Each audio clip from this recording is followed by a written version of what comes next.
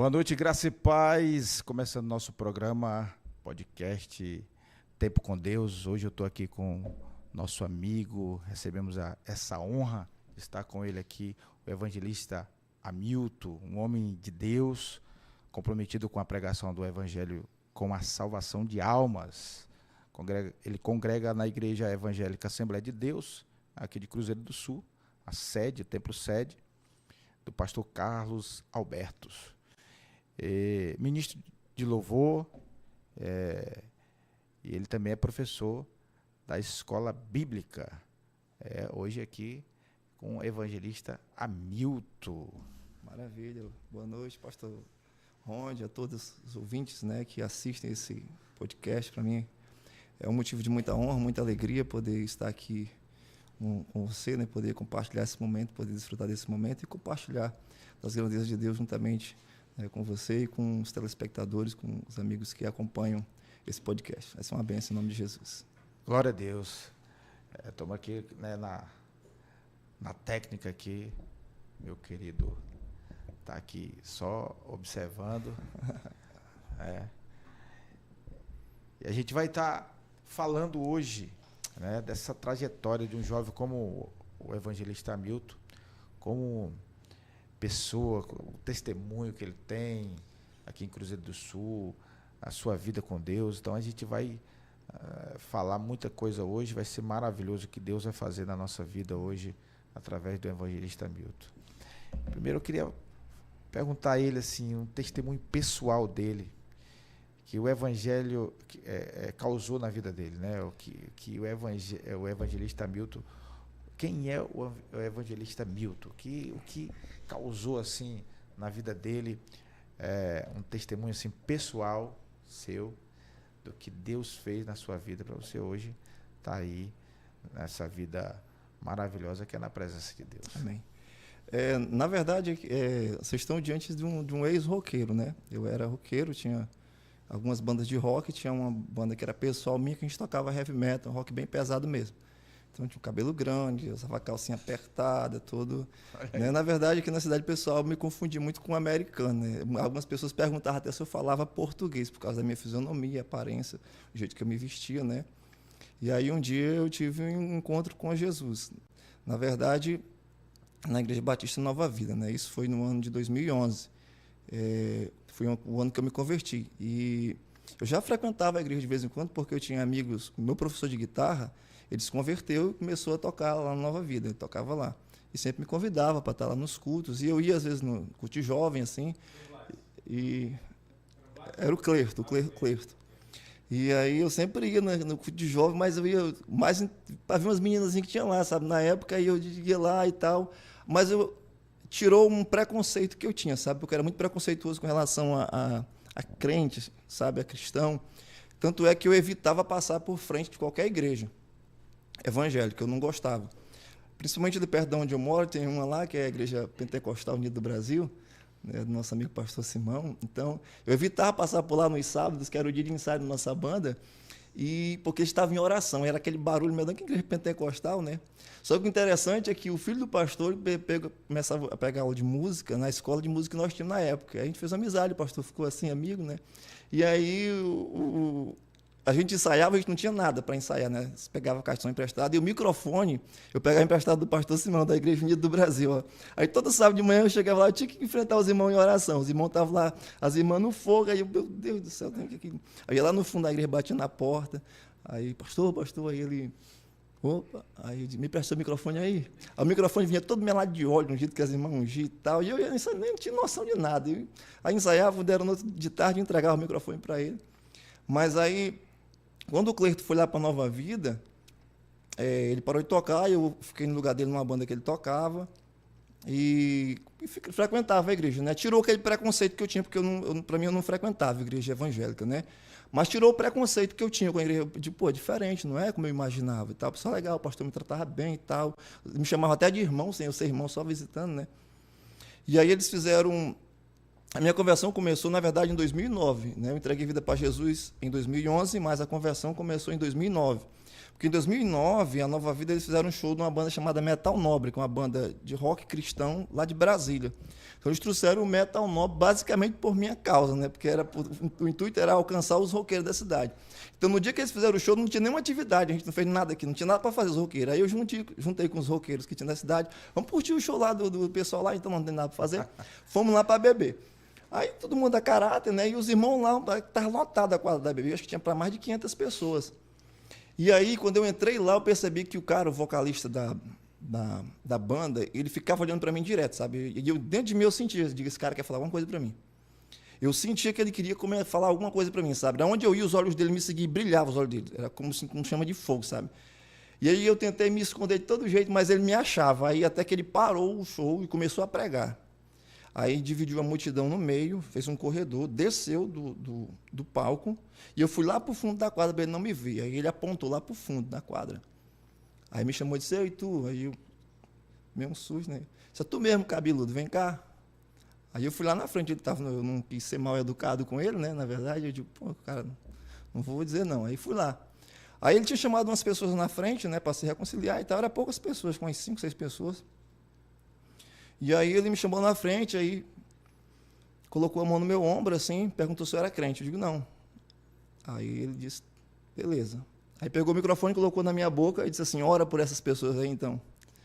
Aí eu não tinha noção do que era orar, né? Porque, tipo, eu já tinha na igreja evangélica, frequentava de vez em quando. Eu via eles orando, eu não sabia. Mas eu sabia que não era como a igreja católica, porque eu sempre frequentei a igreja católica, né? Assim, não era praticante, mas eu sempre ia, então eu via como é que era as rezas lá e tal. Eu digo, os crentes não rezam, né? Não vai fazer aquele Pai Nosso lá, aquelas Ave Maria e tal. Como é que o crente ora? Aí eu fiquei tentando lembrar. Aí as únicas palavras que eu consegui dizer na hora lá foi, eu quero pedir para Deus abençoar essas pessoas aqui. Aí ele disse, amém. Aí o pessoal começaram a rir, né? Assim, aí ficaram olhando para mim, rindo. Aí ele disse, já, eu digo, já. Aí o pessoal riu, aí ele parou, aí me puxou para perto, assim. Aí disse assim, vocês estão rindo porque vocês pensam que Deus não ouviu a oração dele. Mas se eu estou aqui, porque esse Deus vivo me trouxe aqui, se eu sirvo um Deus vivo, esse cara que vocês estão vendo aqui, Deus vai tirar ele de cima dos palcos, vai colocar ele em cima dos púlpitos para pregar o evangelho. Aí eu disse, amém. Fiz assim, né? Confirmei, disse amém. Todo mundo disse amém. Só que eu não tinha noção do que era amém, o que significava, né? E o pessoal ficaram assim meio assustado, como se aquele cara estivesse louco. Aí passou 2010, de boa. Quando foi 2011, o Cleito tocava na igreja e eu estava com a moto do Cleito emprestada. Eu fui só deixar a chave para ele, da moto. Porque ele tocava e depois ele descia, ficava lá no fundo da igreja na mesa de som. Nesse dia eu me atrasei, cheguei, era mais de 8 horas, tive uns problemas e tal. Então eu cheguei, já era mais de 8 horas lá para deixar a chave. Na verdade, a minha intenção era de ir no culto, né? Mas eu tive uns problemas lá com uma namorada que eu tinha na época e acabou que eu cheguei, era mais de 8 horas, quase 8h30. Aí o Cleito não estava lá embaixo, ele estava em cima do púlpito. Aí um colega que estava lá me cutucou assim, disse, rapaz, senta aí, o culto já está quase acabando, espera logo ele. Aí eu disse, tá. Sentei e fiquei aguardando ele com a chave na mão. Eu pensei que era um propósito de Deus mesmo, porque eu poderia ter deixado a chave lá para ele entregar, né? Para o Cleito. Aí eu disse, não, beleza, vou aguardar. E sentei. Porque eu tinha uma tática, pastor Ronde, que devido a eu já ter frequentado há algum tempo a igreja evangélica, que toda vez que o pastor fazia o apelo, eu ficava constrangido. Eu sabia que eu precisava lá na frente entregar a mesa para Jesus.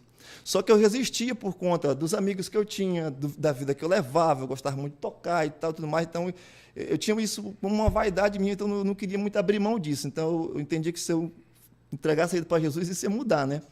Aí, então, o que acontecia? Quando o pastor fazia o apelo, eu ficava me tremendo, mas eu não ia na frente. Aí eu montei uma tática. Qual era a tática? Quando dava 8h30, 8h40, que eu sabia que estava perto de acabar o culto, eu saía, ficava lá de fora da igreja, quando o culto acabava, o pessoal começava a sair, daí eu voltava para dentro, cumprimentar as pessoas e ir embora. Então, quando o pastor dizia, vamos ficar de pé, eu já saía para fora e aguardava o culto acabar, que era para mim não ir para casa constrangido com aquilo, né? Porque todos os dias que eu ia no culto, eu era constrangido. Eu digo, poxa, era para me ter entregado a vida para Jesus, mas por conta das coisas que eu não queria deixar e tal. Aí, nesse dia, eu resolvi ficar. Aí o pastor disse, fique de pé. Aí eu fiquei de pé. Aí eu não entendi nada da pregação, era um pastor americano que estava pregando. Tinha um tradutor lá, era aniversário da igreja e era carnaval também, coincidiu, né? Era 3 noites lá de evento, coincidiu com 3 noites de carnaval. E ele mandou ficar de pé, e eu só lembro quando a única palavra que eu ouvi, que eu entendi e nunca esqueci, foi essa, é a última chance que Jesus está dando para você hoje. Eu só vi aquilo. E quando eu vi aquilo, foi como se... Era como se um sniper estivesse atirando um tiro assim, pegando aqui dentro, assim, ó. Era como se algo explodisse aqui dentro. Aí quando ele falou aquilo, eu me tremi todinho. Aí eu olhei para a porta e digo, vou sair daqui, porque senão eu vou entregar minha vida para Jesus. Então, quando eu tentei sair, que eu olhei para a porta, estava entreaberta, o meu pescoço mexeu, eu vi a porta, mas os meus pés não saíam do canto, travaram, como se estivesse grudado no assoalho da igreja, no piso. E eu não consegui me mexer. Então, quando eu olhava para a porta, foi em fração de uns 5 segundos, é como se eu tivesse tido uma visão. Eu me via saindo pela porta da igreja, andando pela calçada ali, quando eu parava num sinal ali da ABB, parava um carro branco do meu lado, eles baixavam o vidro, tinham uns colegas meus dentro, e diziam, entra aí. Eu entrava no carro, eu já me via dentro do carnaval, pulando e caindo. Aí eu me via caindo e a multidão se afastando de mim. Quando eu olhava que eu me via caindo, eu me via todo coberto de sangue. E eu via eles desesperados, dizendo assim, o cara está morrendo. E a única palavra que eu dizia para eles era assim, eu estou morrendo sem Jesus. Bem que o pastor falou, era para me ter ficado na igreja. Isso foi em questão de segundos, assim. Aí eu balancei a cabeça, eu digo, isso é coisa da minha cabeça. Aí eu olhei para frente, o pastor continuou me estudando, ele falou de novo, é a última chance. Aí eu tentei sair, quando eu tentei sair, aconteceu a mesma coisa. Eu travei e eu me via saindo, fui 3 vezes repetir essa cena. Eu me via saindo e morrendo sem Jesus, aquela aflição de alguém morrer desesperado, sabe, sem Cristo. E aí, de repente, alguém que estava do lado cutucou assim, disse, o pastor está te chamando, vai lá. E eu não entendi nada, eu só sei que os meus pés começaram a se mover, eu fui arrastado para frente ali, o cabelo batendo na cintura, uma calça bem apertada, umas pulseiras no braço, o povo da igreja parou, ficou olhando assim meio que em estado de choque, porque sempre me via lá, mas não imaginava que isso fosse acontecer, né? Eu tentava segurar as lágrimas ali, mas era como se fosse fogo, descendo assim, ó, como se estivesse fervendo, aquelas lágrimas assim, descia queimando assim, e o pastor desceu desesperado, chorando lá do púlpito, me abraçou, ele chorava feito uma criança. Quando ele me abraçou, a sensação que eu tive ali foi como se Deus tivesse saído da glória e me abraçado ali, sabe? Eu senti o Espírito Santo me abraçando ali. E a partir daquele momento ali eu entendi que Deus era real, porque não tinha como aquilo ser a obra humana, sabe? Não tinha que ser como algo natural. Eu senti o abraço de Deus, do Espírito Santo ali. E o pastor me abraçou e eu não conseguia segurar, tentava ficar sério. Eu olhava assim e as lágrimas jorravam assim, dos meus olhos. E eu tentei ficar sério, dar uma de durão, mas não conseguia. Quando terminou aquele momento ali, o culto, todo mundo me abraçou e tal. Já recebi mensagem de uns amigos da Batista do Bosque, já dizendo, pô, cara, estou feliz e tal. E não sei nem como eles souberam, eles já estavam sabendo. A banda lá de Brasília, que veio em 2009, o cara já estava sabendo, já tinha entrado em contato e tal, já dizendo que estava feliz. Em questão de poucos minutos, já estava um monte de gente sabendo.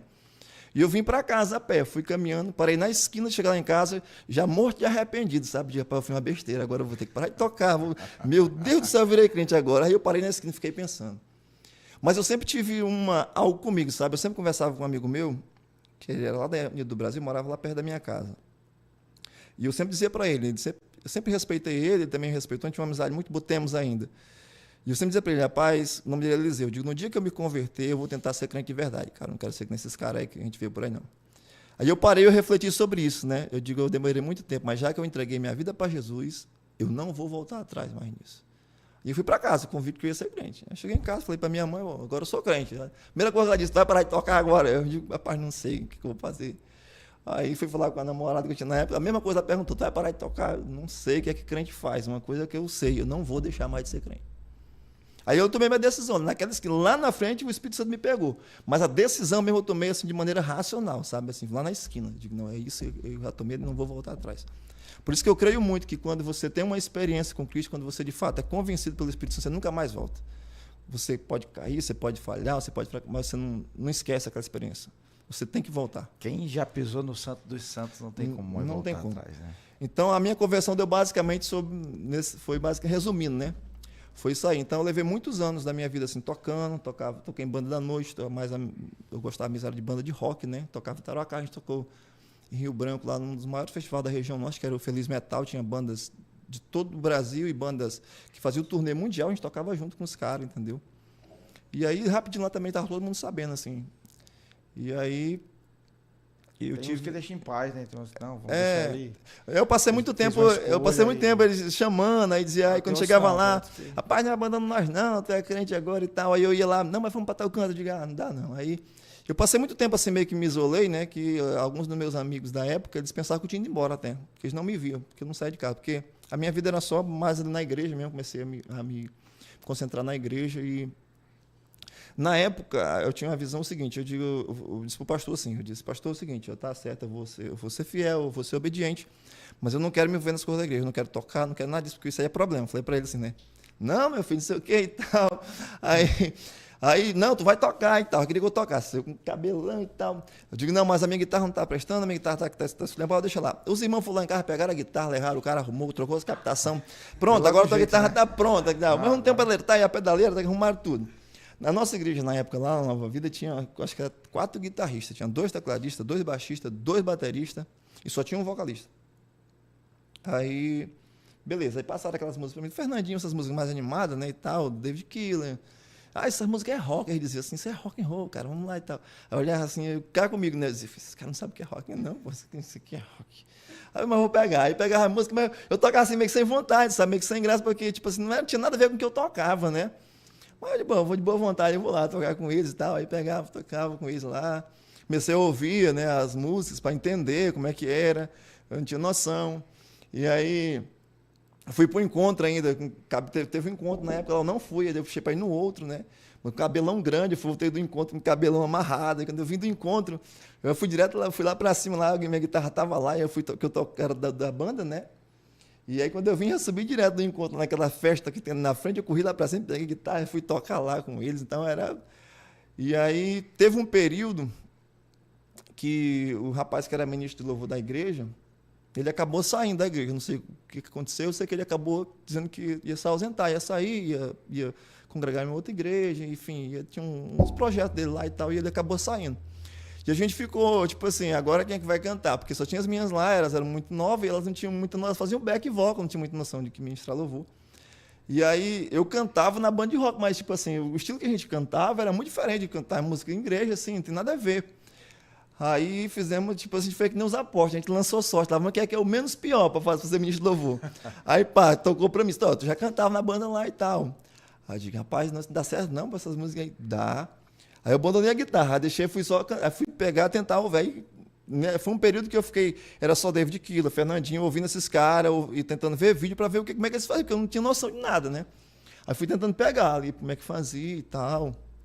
Aí comecei a cantar na igreja. Ali, meio que os trancos e barrancos, meio durão e tal, sem saber muito como fazer, porque o público é diferente, você tem que ter uma postura diferente, né, e tal. Mas aí eu fui indo aos trancos e barrancos. Aí na rede de jovem eu pegava esses corinhos, a gente pegava, e eu fazia a versão heavy metal, mas o menino, a gente tocava aquele metalzão mesmo, aí o jovem pulava mesmo. Hoje tá aí eu soltava, isso, né? Soltava o cabelo aqui, a galera enche de um monte de moleque com as pulseiras aqui, tudo para trás de imitar, sabe? E hoje estão fazendo muito isso. E aí a gente fazia muito isso, sabe, na época, para ganhar os jovens, né? E aí foi assim que eu comecei essa questão. Já me converti, já fui ingressando na igreja. Quem foi assim que foi aquele cara que esse cara tá me ajudando, essa pessoa aí vai... Não, o Cleito me ajudou muito, né? Porque ele era da igreja, eu era da célula dele, ele tinha uma célula, né? E aí, tipo assim, para todo canto que ele ia, botava na garupa da moto, levava. Todo canto. Tipo assim, aí tinha na cela, aí pro encontro. Só que o primeiro encontro eu não fui porque ele ficava dizendo que eu ia morrer, tu vai morrer. Aí eu fiquei meio assustado, né? Porque os caras têm aquela linguagem ali, né? Brincando. Aí eu levei meio assim, parece um negócio muito sério assim, enquanto eu não vou, não. Aí eu fiquei meio assim, cismado. Não fui. Fui no outro. Mas ele é essencial para a tua... Porque a Bíblia diz, né, que um amigo afia outro, né? Então a gente precisa, não tem como caminhar só. Exatamente. Porque eu comecei com ele na guitarra, né? Que ele foi quem me deu aula de guitarra, meu professor de guitarra. Eu vi o Cleito tocando, acho que na primeira Expo que o Jorge na Avenida, em 2004. Passei a ver a banda dele tocando, aí eu olhei e eu quero ser nesses caras. Aí fui procurar saber quem eles eram. Aí até conheci ele. Ele disse, vai na minha casa que eu te ensino lá. Eu fui na casa dele e começou a me ensinar. A gente começou uma amizade e tal. Aí depois ele se converteu para a igreja. Aí vem ele, vamos para a igreja e tal, levava. Quando eu me converti, de fato, eu ficava na célula dele e ajudava muito. E aí foi tudo muito assim, muito precoce, né, a minha caminhada cristã, porque eu me converti em 2011. E aí teve um período que o pastor viajou, isso no mesmo ano. Aí eu fiz o encontro, voltei do encontro, aí foi na época que o pastor viajou. Quando eu voltei do encontro, tinha umas coisas muito interessantes, porque eu não tinha noção do que era uma Bíblia, como usar uma Bíblia, entende? as pessoas abriam lá, eu ficava olhando assim, era como se tivesse tudo em japonês, sei lá, eu não entendia nada. No capítulo tal, no versículo tal, eu não entendia. Aí uma irmã me deu uma bíbliazinha vermelhinha assim de presente, daquelas que tem a marcação, mas eu não sabia, porque tem as siglazinhas, né? Mas eu não sabia o que significava aquilo. Aí eles iam me dizendo, só que, tipo assim, tudo que o pastor falava, todo versículo, eu anotava num celularzinho que eu tinha na cor de mensagem e eu decorava. Aí eu decorava aquele versículo, eu voltava para casa recitando ele. Todos os versículos que o pastor falava no culto, eu voltava para casa repetindo até eu decorar. E eu ia anotando lá. Aí quando eu ganhei essa bíbliazinha, alguns irmãos no culto, eles iam me dizer, não, esse livro aqui e tal, assim, aí eu fui pegando. Aí eu comecei a fazer competição comigo mesmo de decorar versículos. Todo dia eu decorava 2, 3, 4, 5, aí eu ia montando. No outro dia mais tanto. Até 70, 80 e poucos versículos eu citava assim, dizendo o livro, o capítulo, o versículo, até as vírgulas. Eu fazia competição comigo mesmo, sabe assim. Mas aí, 2 versículos que marcaram assim, foi João 3,16 e o Isaías 53, 5. O João 3,16, que nós estávamos no culto, aí a pastora Ruth estava lá e estava falando lá no culto e ela comentou sobre a correria do dia a dia. Ela disse que tinha dia que era tão corrido que ela, no final do dia ela dizia, meu Deus, eu não parei nem para meditar em João 3,16 hoje. Aí eu fiquei assim, João 3,16, o que significa João 3,16? O que está escrito em João 3,16? Ela não falou, versículo, só disse isso, né? Aí eu fui procurar saber o que era. Aí eu li lá, porque Deus amou o mundo. Quando eu li isso, aquilo me impactou. E aí o Isaías 53,5 é porque era uma banda de rock que eu curti, o Stripe, que é uma banda cristã, é um dos precursores do heavy metal cristão, uma banda americana. Então todos os discos dele levam essa inicial, Isaías 53,5, que diz, mas ele foi ferido por nossas transgressões e moído por nossas iniquidades. O castigo que nos traz a paz estava sobre ele pelas suas pisaduras. Atenção, né? Aí quando eu vi ali, né? Aí eu não esqueci mais esse versículo. Aí, o que acontece? O pessoal na cela me chamaram para dar uma palavra, né? Aí eu peguei tudo que eu tenho até hoje meu caderno do encontro, todos os versículos que tinha lá, e eu decorei tudo, aí peguei o Isaías 53, peguei o João 3,16, aí eu fiz uma pregação do meu jeito. O interessante é que nesse dia na cela, até as crianças que estavam lá entregaram a vida para Jesus. Pessoas que foram visitar, acho que umas 15 pessoas lá no meio, eu fiquei assim, o pessoal ficaram sem entender, tipo assim, também, aquilo que aconteceu ali, né? Quando foi que assim, você sentiu assim que foi chamado para isso, chamado por Deus? Eu acho que nesse dia da cela, porque foi a primeira vez que eu ministrei, e aí, tipo assim, as coisas saíram muito alinhadas, sabe? Para um cara que estava recém-convertido, que não sabia manusear nem a Bíblia direito e falar as coisas tão alinhadas daquele jeito ali, com a autoridade que eu estava falando, e convencer as pessoas que não eram crentes, né, aí ali na frente. Porque o que convence as pessoas é a palavra. É a palavra, é o que exatamente. A gente fala, né? Então as pessoas perceberam que você falou segundo a palavra que a Bíblia falava, e aí as pessoas foram aquebrantadas, exatamente. foram se entregaram, né? E na vida da gente, alguns líderes querem ministrar nos nossos corações o que eles vivem, não é o que eles vivem, é o que a palavra fala. Exatamente. E quando você fala da palavra, não fala de você, as cadeias que estão lhe aprisionando, as correntes que está lhe travando, elas são quebradas através da palavra. Exatamente. É por isso que nós, os ministros, os pastores, nós precisamos usar a palavra. Exatamente. Que é a palavra que cura, que liberta. E nesse dia, tipo assim, porque a reação das pessoas, não que se converteram apenas, as outras, né, que eram da igreja, que viram assim, tipo assim, elas dizem, esse cara tem jeito para coisa, né? E o que aconteceu foi interessante aqui. Eu não sabia como estudar a palavra, porque, né, a gente tinha menos informação do que hoje, né? Não tinha, tipo, a gente tinha a escola de líderes e tal, mas era tudo já assim, não tinha aquela coisa mais profunda, era tudo já o método que a gente usava, né, na época. E assim, eu vi a necessidade de aprender mais da palavra, sabe? Então, eu passei assim uns 6 a 8 meses num dilema, porque o que eu mais amava fazer, tipo assim, o que eu mais gostava na minha vida era tocar guitarra. Então a minha guitarra ficava na porta do quarto. Então, quando eu entrava no quarto, eu nunca entrava sem pegar nela e tocar ali. Tipo, antes do café, eu treinava 2 horas. Aí tomava café, depois do café, eu ia até 1h30 da tarde. Eu parava, porque minha mãe reclamava, eu ia almoçar. Depois do almoço, eu ia até 1h da manhã. Eu tinha dias que eu treinava 12 horas por dia. Entende? Só que quando eu me converti, toda vez que eu entrava no quarto, que eu ia pegar na guitarra, era como se uma voz falava comigo. A guitarra assim e a bíbliazinha vermelha lá no canto, que a irmã me deu. Eu olhava para a guitarra, era como se uma voz dissesse assim, ó, se você pegar nessa guitarra, você vai passar no mínimo 2 horas com ela. Se você passar 2 horas com a Bíblia, você vai aprender muito mais de Deus. Aí eu fiquei nesse dilema, né? Todos os dias, quando eu ia entrar, que eu pegava a guitarra, era como se uma voz dissesse: se você pegar a guitarra, você vai passar 2 horas com ela. Se você passar 2 horas com a Bíblia, você vai aprender muito mais de Deus. E eu fiquei nisso. Até que eu fiz uma reflexão: o que é que eu preciso hoje no momento? É aprender mais técnica de guitarra ou eu preciso aprender a palavra de Deus?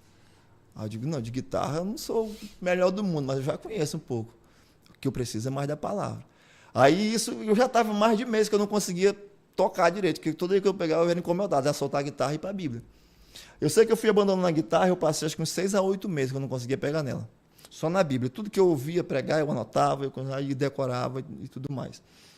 E aí chegou o ponto que a guitarra, tipo assim, que era intocável, né? Eu me desfiz dela. Ela não tinha mais nenhum valor para mim. E nesse mesmo ano, quando que eu me converti, foi na época que o pastor viajou, aí ficou um líder lá, assumiu a igreja, né, o irmão Adevaldo. E aí o Rede Jovem estava sem liderança. A gente estava coordenando todo mundo junto, né? O Ministério do Louvor e tal. Estava sem liderança. Aí o Adevaldo disse: vamos organizar a Rede Jovem. Vamos. Aí nós fomos organizar a Rede Jovem. A gente precisa de um líder. Eu digo: vamos ver um líder, pegar um dos líderes. Sabe que eu não era nem líder de célula, né? Ele disse: não, a gente já tem um líder. De quem é? Ele disse: tu. Digo: eu? Disse: sim. Digo: não, disse: não, você vai, você é o líder da Rede Jovem. Aí me colocou na Rede Jovem. Eu digo: então vamos arrumar o mesmo pregador para pregar sábado. Disse: não, eu já tenho também. Eu digo: quem? Disse: tu. Eu digo: não, homem, vamos ver um líder de célula para pregar e tal. Ele disse: não, você é o pregador. Vai lá, eu confio em você. Pode. Aí, já foi a semana todinha. Eu naquele, não era desespero, mas me preparando, né, porque eu nunca tinha pregado em igreja, né? Eu me lembro até hoje que fui pregar sobre Pedro, né? Sobre Pedro quando nega Jesus, né? E aquilo ali foi um momento muito marcante, assim, porque também houve pessoas que entregaram a vida para Jesus ali, né? Foi um culto assim que marcou, porque foi o primeiro culto que eu preguei na Rede Jovem e já estava liderando ali e eu tinha poucos meses de convertido. Quem é chamado é chamado. E o interessante é que, tipo assim, ó, ninguém na igreja questionava, assim, esse cara não era para estar aí, não era para ele estar pregando, ele falou besteira. Todo mundo dizia: cara, que bacana isso aí. Eu nunca imaginei que você era desse jeito. Tipo, as pessoas ficavam impressionadas. Foi aí que eu percebi, tipo assim, que não era natural aquilo ali, sabe? Era algo que era como se Deus estivesse já trabalhando mesmo ali, sabe? E aí daí eu comecei a pregar nas células. Um líder me chamava, outro me chamava, e veio pregar nas redes jovens, liderando. E qual foi o teu maior desafio nisso tudo? Né? Nessa conversão e enfrentar esse início de ministério, qual foi o teu maior desafio? O maior desafio para mim foi uma grande bênção também, porque foi no período que o pastor decidiu ir embora, o pastor Jorge, né? E a igreja ficou meio que sem líder, sem pastor, né? Ia ficar. E eu era muito novo na fé ainda, né? Foi em 2013, eu me converti em 2011. Mas foi um período desafiador, porque na época a gente tinha os líderes lá, mas muita gente não estava muito preparada para assumir a igreja e para alimentar a igreja com a palavra, né? E eu vi assim um período muito crítico na igreja, assim, não foi só para mim, foi para toda a igreja, mas para mim mais porque eu era novo na fé, não estava preparado para aquilo, que o pastor pregava muito bem, ensinava muito bem, então a gente estava sem uma referência ali. E aquilo foi desafiador, mas foi aquilo ali que eu acredito que eu estou hoje aqui por causa daquele momento também, né? Porque foi naquele momento ali um dos momentos que eu mais busquei a Deus, sabe? Eu não dormia mais não. Eu entrava pelos montes, 10 da noite, voltava às 5 da manhã para casa, aí dormia um soninho, dava meio-dia, ia para uma oração na igreja, depois aí, o pouco tempo que eu tinha para fazer as minhas coisas mesmo, o resto do tempo era só em oração e palavra. E aí eu fiquei meio que desesperado, assim, porque nem sempre no culto você recebe a palavra que é para ser pregada, né, assim, né? E eu fiquei assim: poxa, eu não posso morrer na fé. Aí eu lembro que tinha um amigo meu, que tinha uma locadora, ele estava fechando ela, estava vendendo os DVD, e eu fui lá, eu disse: pega todos os DVD que tu tem do pastor Marco Feliciano, todos. Eu levei uma mochila desse tamanho. Aí ele encheu a mochila para mim. Encheu, eu fui lá, paguei ele, levei para casa. Digo: quem quiser morrer, que morra na fé, eu não vou morrer não. Aí todo dia, em vez de eu tocar guitarra, 2 horas, eu pegava, era 2 pregações do Marco Feliciano. Nesse momento, tu pensou em desistir? Não, pensei não. Eu disse: eu não vou morrer na fé, não. O que te fortaleceu foi essa atitude. Exatamente. É a autoconsolidação, né? Exatamente. Você, às vezes, não tem alguém para conversar ali, mas aí você já tem a inteligência emocional para buscar uma ajuda, não só com pessoas, mas a sua autoconsolidação. Exatamente. Né? Aquilo que você quer, aquilo que você corre atrás e você vai buscar aonde tiver. E todos os dias eu assistia 2, 3 pregações dele. Aí quando acabou as pregações, né, terminou, era bem umas quase 30, aí acabou. Aí eu comecei a repetir, eu vim de novo. Aí se eu repetir tanto, chegou um ponto que a mãe dizia, menino, já você tá que você não vai dizer, sai da frente, Satanás, não sei o que, aquelas coisas, né? Ela já sabia tudinho, já que todo dia eu assistia, né? Aí, de calma, mas, tipo assim, dentro das mensagens dele que eu assistia, Deus me entregava outras mensagens, sabe? Não eram as mensagens, eu não copiava as mensagens dele para pregar. Deus me, tipo, ele estava mexendo sobre um assunto, dentro daquele assunto, Deus me dava uma direção de outra palavra, sabe? Aí, tipo assim, nessa época, como o pessoal da igreja viu que eu tinha talento, jeito assim para pregar, eles começaram a me botar para pregar mais na igreja, nas quartas e nos sábados. Aí no domingo sempre a gente de fora. Aí eu digo, não, tem que ter mensagem para pregar. Aí eu ouvia e Deus ia me dando as mensagens.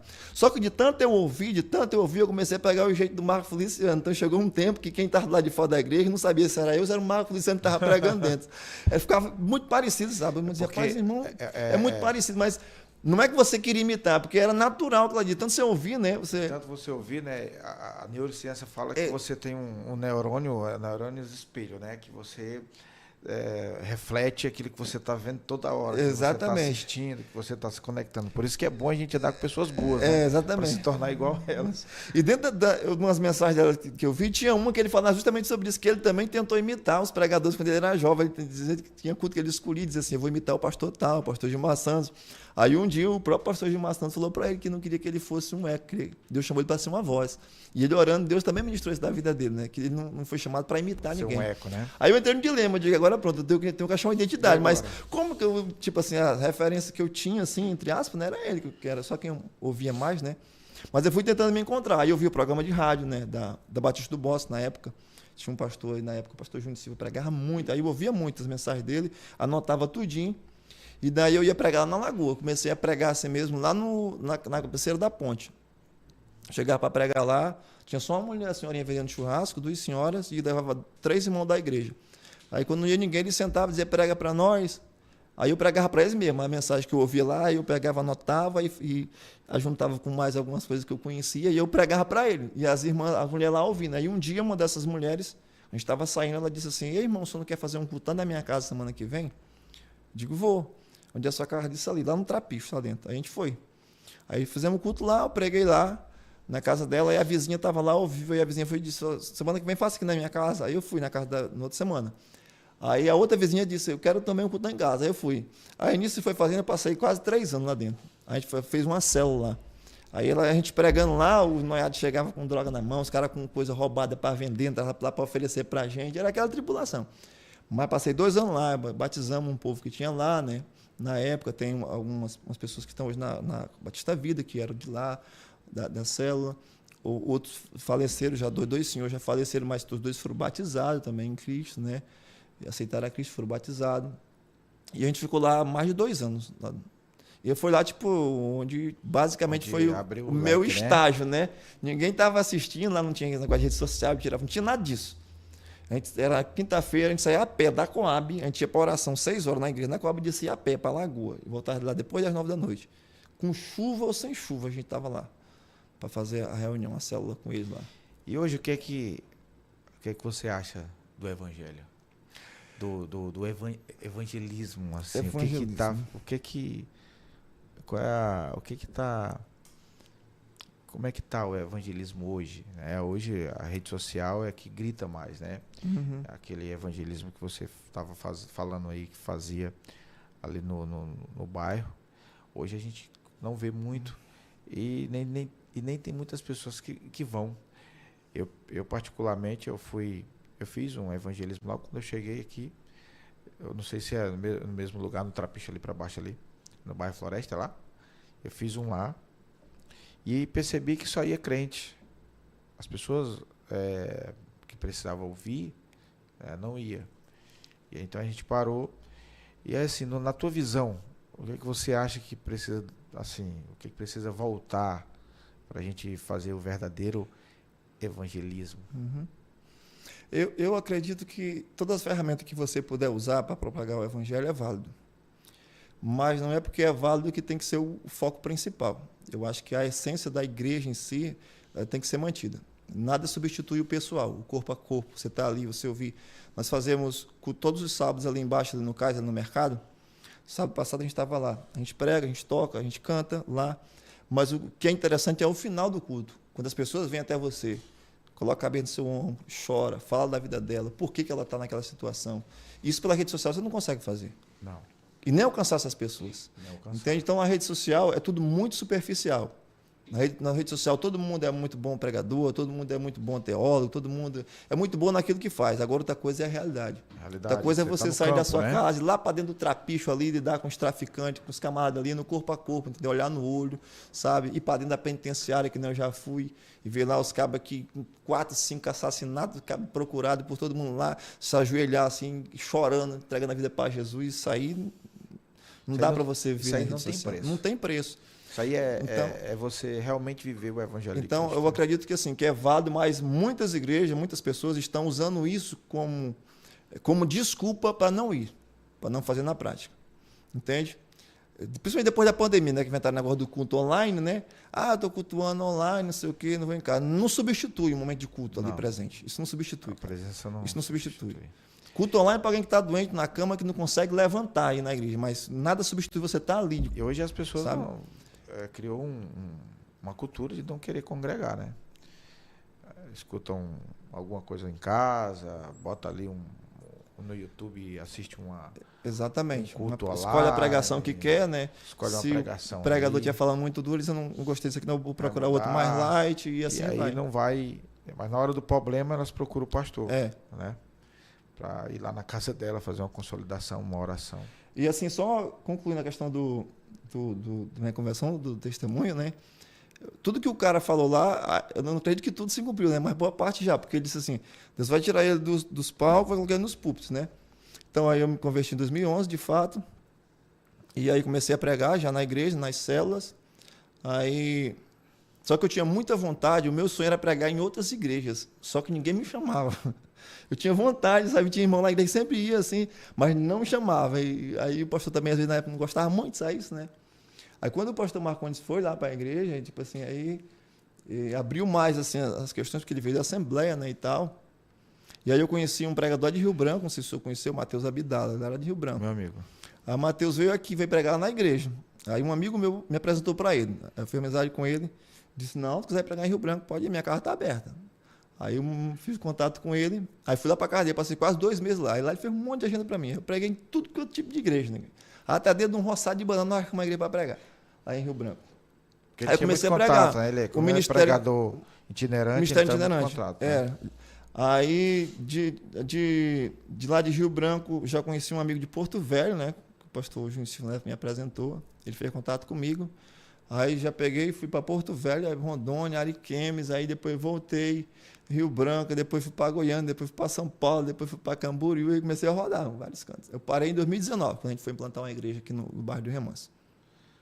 Qual foi, assim, o que é que tu pode falar para os jovens hoje, como eles permanecerem? Porque os jovens hoje estão muito inconstantes, né? Eu sei que saiu de uma banda de rock, sabe muito bem como é que é a vida jovem, e hoje para um jovem que pretende, aceitou Jesus e é novo convertido, o que é que você tem assim a falar? Como ele vai conseguir? O que é que ele vai ter que fazer para permanecer firme? O apóstolo Paulo fala sobre isso, né? Em 1 Coríntios capítulo 15, né?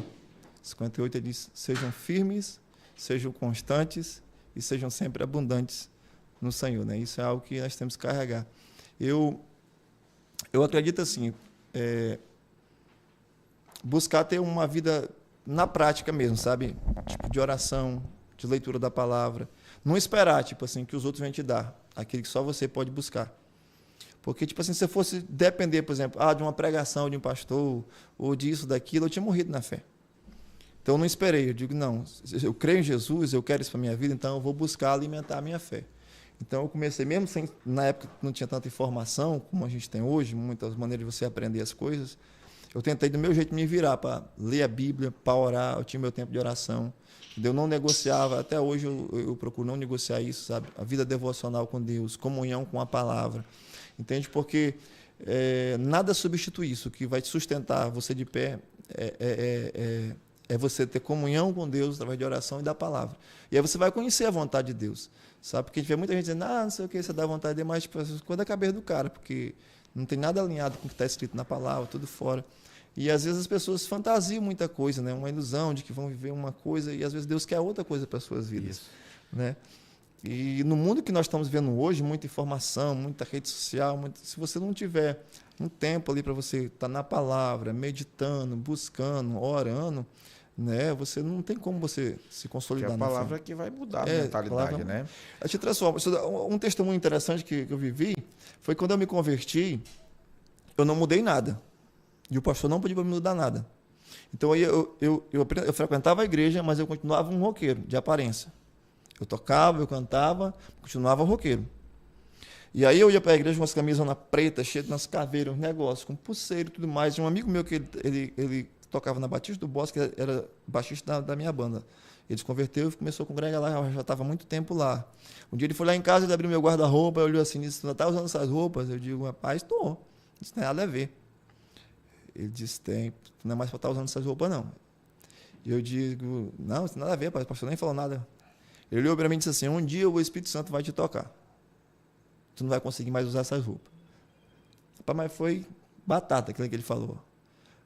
Aí deu um dado momento, eu ia para a igreja, chegava lá, quando eu chegava na igreja, eu me sentia um peixe fora d'água. Tu sabia que se o pastor tivesse falado naquela época para você mudar de roupa, tu tinha talvez tivesse rejeitado, exatamente. E aí eu comecei a me sentir incomodado de estar na igreja daquele jeito, sabe? Aí eu ficava arrumando o cabelo para ir pro culto, e eu começava a olhar, me dava aquele conselho, eu digo, por que eu estou arrumando esse cabelo? Eu sabia que eu vou fazer o quê? Eu não vou para um show. Eu não vou tocar, eu vou para um culto, eu vou desse jeito. Aí um dia eu fiquei incomodado, eu chamei minha mãe e disse, cadê aquela camisa social que tinha por aí, que a vizinha tinha dado uma camisa social lá para ela, e ela ia dar não sei para quem, e não tinha, a pessoa não apareceu, e ela guardou. E eu perguntei se ainda tinha por lá. Ela foi, procurou, achou e trouxe, aí eu peguei e me dei aí. Aí eu peguei e fui experimentar, a camisa deu certo em mim. Aí eu coloquei a camisa, só que eu tinha um bocado de gravata, que às vezes quando eu ia tocar, dependendo do show, às vezes eu colocava umas gravatas assim também. Aí eu achei uma gravata dessa que eu tinha. Aí eu botei a camisa social, botei a gravata, amarrei, eu prendi o cabelo para trás, parecendo o Frank Aguiar. Aí eu olhei e digo, vai estar mais elegante, está mais crente, ó. Tá uma assembleiana assim, meio church, sei lá, né, com cabelo grande e tal, meio emo. Aí eu digo, rapaz, aí eu fui pro culto, pô, legal e tal. Aí eu comecei, tipo assim, a ver que, digo, não, eu acho que eu preciso de uma mudança. Aí, um dia do nada, eu fui lá no salão de beleza, onde eu sempre ia lá para a mulher arrumar meu cabelo, às vezes pintava, cortava e tal. Eu disse para ela, corta meu cabelo. Ela disse, as pontas, eu digo, não, corta tudo. Porque tu vai vender? Eu digo, não serve para mim, não vai servir mais para ninguém. Ela cortou os pedacinhos, de pedaço em pedacinho, que era para não ficar grande, né, para não vender. Ela cortou tudinho, deixou bem assim. Pai, quando eu cheguei na igreja, o pastor veio quase fora. Ele disse, meu filho, por que você fez isso? Eu digo, rapaz, alguém falou alguma coisa com você aqui? Não, eu falei alguma coisa? Eu digo, não, pastor, ninguém falou nada, foi eu que decidi. Porque eu achei que o cabelo não servia mais para a vida que eu decidi viver, não. O cabelo serviu para um tempo, agora a vida que eu decidi viver não cabe mais, não condiz mais com o que eu estou vivendo. Aí ele me abraçou e tal. Aí rapidinho ele cresceu de novo, aí eu cortei de novo. Aí cresceu, eu cortei de novo, até uma hora eu mandei passar a máquina no zero. Aí, rapaz, eu cheguei na igreja no zero, estou muito assustado, assim, com a cabeça rapada, ninguém não tinha visto, né? Mas aí foi algo pessoal mesmo entre eu e Deus e o Espírito Santo, né? As roupas também, ele não cabe mais, fui jogando fora, cabelo, tudo. Aí eu comecei a me vestir, como eu via muito Marco Feliciano, né? Aí eu era um assembleiano dentro da Batista, uma Batista renovada, né? Aí todo mundo chamava de assembleiano, quer dizer, Pai do Senhor, irmão, é o Pai do Senhor. Porque todo mundo me via achar que eu era assembleiano, né? Mas eu não era, eu era da Batista Nova Vida. E qual é a tua visão de futuro, assim, para o teu ministério? Qual é a tua visão, assim? Rapaz, hoje, tipo assim, eu amadureci algumas questões, né? Porque na época eu tinha muita resistência com essa questão de um dia liderar e tal. Eu já tinha liderado, assim, célula, rede. A gente implantou uma igreja na Vaza, que eu liderei lá por um tempo junto com o pastor, do remanso e tal. Mas eu tinha muita resistência dessa responsabilidade, sabe? Hoje a minha visão já mudou um pouco, porque na época que eu fui para o Ministério Itinerante, pregar fora daqui, o pastor me chamou na época, me convidou para mim implantar uma igreja, para me ser integral na obra, cuidar da igreja, me dava o terreno, tudo que eu precisava, né? Salário, transporte, casa, se fosse preciso, e a igreja, e já tinha uma parte dos membros lá para a gente implantar a igreja. E eu fiquei meio que em conflito, porque na época eu queria muito sair para pregar, porque eu queria conhecer outras realidades, não era uma necessidade minha também. E eu acabei rejeitando essa proposta do pastor, e ele falou que era uma proposta única que talvez nunca mais surgisse, né? Eu digo, pode ser, mas eu não preciso acreditar no que Deus colocou no meu coração. Né? Eu disse amém. Então vá lá e faça o que Deus te mandou fazer. Beleza. Mas eu precisava passar por essas experiências, de conhecer muitas realidades. Então eu vi muitas realidades de igrejas por aí pelo Brasil afora, não só no Acre, mas fora do Acre, em muitos estados, sabe a realidade. Como é diferente, a forma de lidar. Também é diferente, né? Então hoje eu tenho uma visão de igreja muito mais ampla. Naquela época, talvez se eu tivesse aceitado a proposta, pela necessidade do momento, talvez eu tivesse me arrebentado. Porque a visão que eu tenho hoje é muito diferente com relação à igreja, né? Tipo assim, e talvez eu não consiga fazer, por exemplo, implantar ou conduzir uma igreja perfeita, mas muita coisa que eu não quero para a igreja eu já sei, sabe? Talvez eu não tenha como fazer tudo que eu queira, né? Mas o que eu não quero para uma igreja eu já tenho noção. Já tenho a noção, né?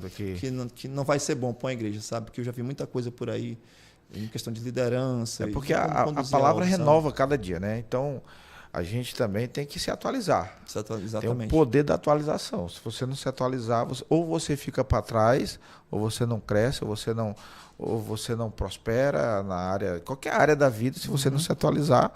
Então a igreja é a mesma coisa. A gente vê aí, quem conhece a igreja fora, a realidade é completamente diferente daqui do Acre. O Acre está ainda a bebê, passos de bebê. Hoje já tem muita coisa, alguns pastores que viajam também já trouxeram muitas coisas, mas em relação à região e à cultura, né, do acreano, do Acre, a igreja acreana ainda está passando por uma transformação. Já mudou muito, graças a Deus, mudou muito, mas ainda tem muito que mudar. Tem muito que mudar. Então eu vi muitas realidades diferentes, né, necessidade também. E hoje, tipo assim, muitas pessoas, às vezes, o pastor Ronde não valoriza essa questão do ministério itinerante, mas se for algo sério, você tem que valorizar. Porque, tipo assim, eu tive que aconselhar pastor, um cara de 70 e poucos anos, um cara com idade para ser quase meu avô, dentro do carro pedindo ajuda, que não sabia o que fazer dentro da situação, né? E eu não sabia o que dizer para ele também. Esse cara tem 30 e poucos anos de cliente, 40 e poucos anos de cliente, a idade para ser quase meu avô.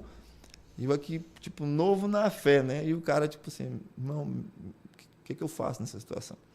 Então a gente vê cada situação, sabe? Assim, igrejas, tipo assim, que morrendo, e tipo assim, você chega lá e diz, irmão, eu vim aqui só me despedir, mas hoje Deus mudou a minha história, tipo assim. Então eu vi muitas realidades, sabe? Vi o quanto é necessário, sabe? O quanto é necessário ter pessoas comprometidas com a palavra. Porque tem igrejas que não é porque o pastor seja irresponsável, porque o coitado às vezes não tem muito o que fazer ali. Ele foi empurrado para ali, ele não tem muita instrução, não tem muito conhecimento, então o coitado é limitado. Não teve essa mentalidade que você teve, né? Buscar uma autoconsolidação. Exatamente, né? Ele está ali na força, sabe Deus de onde ele tira para estar ali. Não é porque ele não queira alimentar a igreja, é porque ele não tem mais força para aquilo. E muitos líderes, eles se deparam com uma situação, eles não procuram ajuda. Hoje, eu até vou trazer mais uma vez aqui um pastor que falou sobre emoções, e a gente falou sobre isso, que muitos pastores hoje estão sofrendo com ansiedade, depressão, burnout, né? Então, pelo desgaste. E a maioria porque não procura líderes capazes, pessoas responsáveis. Ajuda médica também não procura. Então, ajuda profissional, né? Então, porque você ali, pastor, líder de 300 pessoas, as pessoas te têm ali como super-herói deles, super-homem e tal, mas por trás tem uma pessoa sensível, emocional, que cuida de família, da família dele, de filhos, antes de ser pastor de uma igreja, né? Então a gente se depara com várias situações. Mas, homem de Deus, nós estamos chegando ao final, eu quero que você deixe uma reflexão para esse povo aí que está nos ouvindo, que vai nos ver, né? Amém. Também. Quero que você deixe uma reflexão aqui para a gente, para esse povo maravilhoso que nos assiste, refletir acerca da palavra. Glória a Deus. Eu quero agradecer desde já, né, pelo convite, pelo privilégio de estar aqui com vocês, poder compartilhar esse momento de experiências, né, aqui, que eu tenho certeza que vai ser muito edificante para a vida de muitos. E eu gosto muito de uma palavra que está no Evangelho de Lucas, capítulo 5, né, quando Jesus entra no barco de Pedro e diz assim, volta, vamos pescar de novo, né? E Pedro dá uma resposta dizendo assim: eu já pesquei. Né? Então, eu quero dizer para você que não é porque você já fez uma vez ou duas e deu errado que significa que vai ser sempre assim. Sabe? A partir do momento que Jesus entra no nosso barco, ele entra para governar, ele entra para controlar, ele entra para direcionar.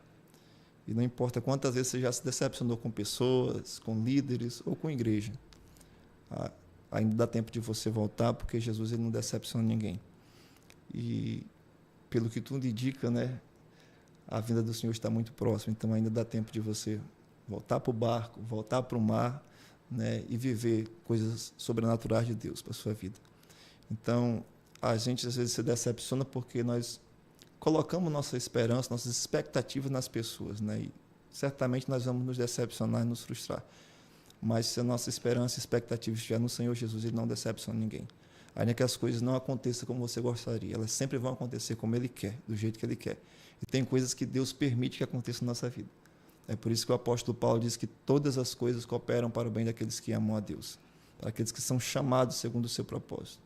Tudo que aconteceu de ruim na vida de José cooperou para fazer dele o governador do Egito, que era o propósito de Deus para a vida dele. Então, não importa o que aconteceu na sua história, tudo está cooperando para que os propósitos e planos de Deus se cumpram na sua vida. Então, se você se afastou dos caminhos do Senhor, volte e comece a viver aquilo que Deus tem para a sua vida, porque fora de Cristo não há vida, há apenas existência. Deus abençoe sua vida em nome de Jesus. Amém, olha aí. Um ex-roqueiro, agora homem de Deus, que carrega a arca do Senhor. Glória a Deus. Aí ficamos por aqui, né? Pastor Ronde, aqui o Wendels, na técnica, e evangelista que veio nos abençoar hoje. Foi tremendo, meu irmão. Amém. Deus abençoe. Obrigado. Amém. Foi uma honra receber você Amém. aqui. E vamos ter outras vezes. Amém. Em nome Amém? de Jesus. Amém. Vamos ficando Deus por abençoe. aqui. Programa Tempo com Deus. Rede Cipó. Tem um patrocínio? Qual é o patrocínio? Já tem os novos aí, né? Deixa eu ver aqui. Tem uns patrocínios aqui. Vamos falar aqui desses. Manda para mim aí. Vamos falar aqui. Tem um pouquinho de tempo para a gente falar dos patrocínios que tem abençoado esse ministério. Aqui a Rede Cipó. E esse maravilhoso podcast falando com Deus, falando de Deus, falando do Espírito Santo. É o podcast Tempo com Deus.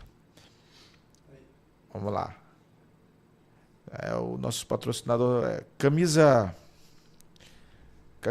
Tapiri, o Dr. Júlio Paulo Neto, também o Super Duda, Atacado e Varejo, a Sky Caneca e Loja Sou Torcedor. Então são os nossos patrocinadores. Também tem a Helpburg, né? Helpburg também, que está patrocinando aqui a rede, nossos programas, nossos podcasts. Que Deus abençoe, um beijo no coração e até próxima sexta-feira comigo, Pastor Ronde, Tempo com Deus.